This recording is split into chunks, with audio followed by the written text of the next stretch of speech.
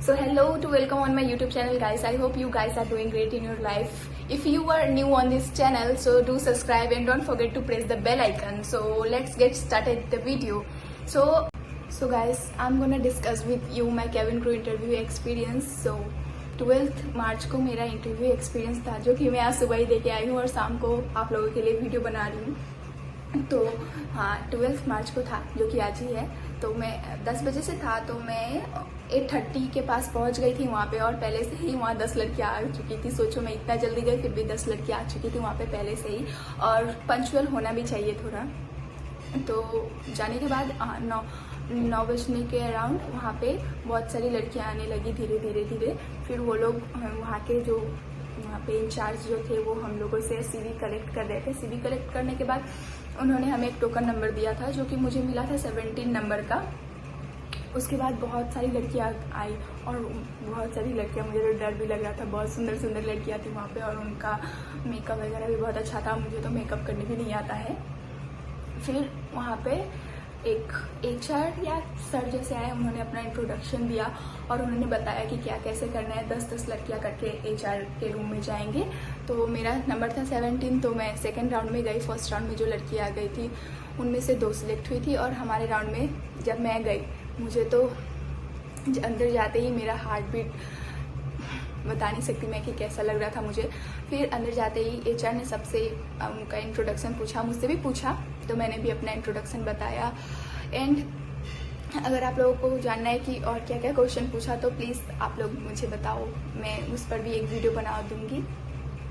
उसके बाद उन्होंने पूछने के बाद एक CV रख रहे थे लेफ्ट साइड, एक CV राइट साइड। तो मुझे नहीं पता कि कौन सिलेक्ट और कौन रिजेक्ट था, बट मेरा हार्ट बीट बहुत तेज चल रहा था, क्योंकि क्या होगा क्या नहीं पता नहीं।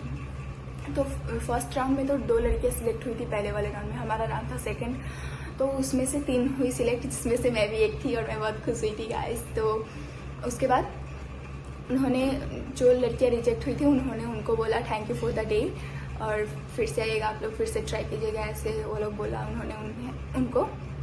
फिर हमें बोला आप लोग बाहर वेट करो। तो हमारा सेकेंड राउंड के लिए मैंने 1 आवर वेट किया गाइस। इतना देर मैं कुछ खाकर भी नहीं गई थी।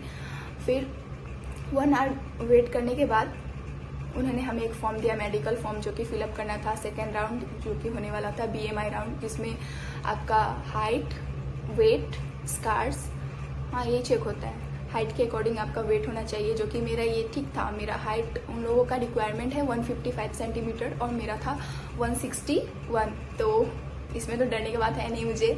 तो मेरा हाइट क्लियर हो गया था, वेट भी क्लियर हो गया था।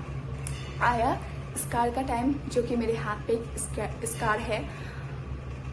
दैट मोमेंट मुझे क्या बताऊँ, मुझे कैसा लगा मेरे हाथ पे स्कार। को मैं दिखाती हूँ, कैसे दिखाऊँ। ये स्कार था मेरे हाथों पे। तो उसके बाद उन्होंने मुझसे पूछा कि ये क्या क्या स्कार है आपका। तो मैंने बताया कि जब मैं स्कूटी सीख रही थी तो मुझे लग गया था, उसके बाद ये गया नहीं। तो उन्होंने बोला कि यहाँ पे स्कार अलाउ नहीं है। तो मैंने बोला हाँ पता है, बट मैं कंसील कर लूँगी। फिर भी उन्होंने मेरा बात नहीं सुना, और मेरे CV पे वो मैम ने मेंशन कर दिया। और बहुत सारी लड़कियों के स्कार थे पैरों में और हाथों में, तो जिसका भी स्कार था वो उन्हें रिजेक्ट कर रहे थे। मैंने बोला कि मैं कंसील कर लूँगी, फिर भी उन्होंने नहीं सुना।